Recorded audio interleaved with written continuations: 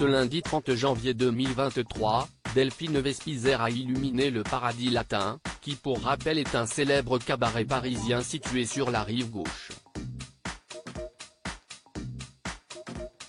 Dans une sublime robe rouge scintillante et fendue au niveau de la cuisse droite, associée à une paire de talons transparents, l'ex-compagne de Roger était venue participer à la 28e édition des Trophées de la Nuit.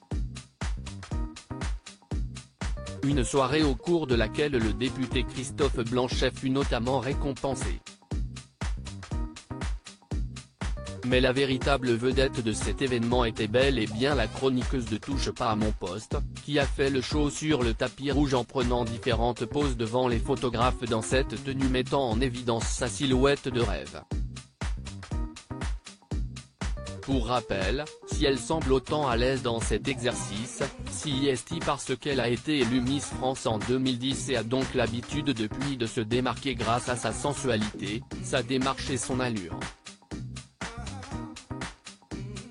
Gros salaire, voyage, voiture.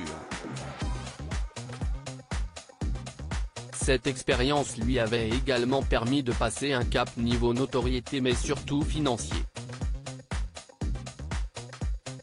En effet, comme elle l'a tout récemment expliqué sur le plateau de TPMP, son salaire de Miss avoisinait les 4 500 €, sans compter les droits d'image.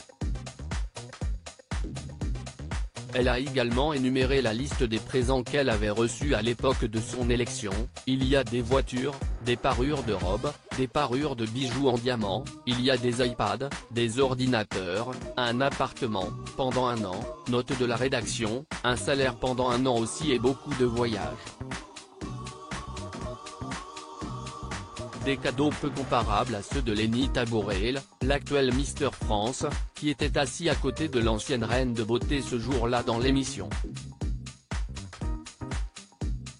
Moi je suis reparti en train avec ma valise, avait-il lâché avec humour, avant de révéler qu'il n'était pas pour autant reparti bredouille de cette élection.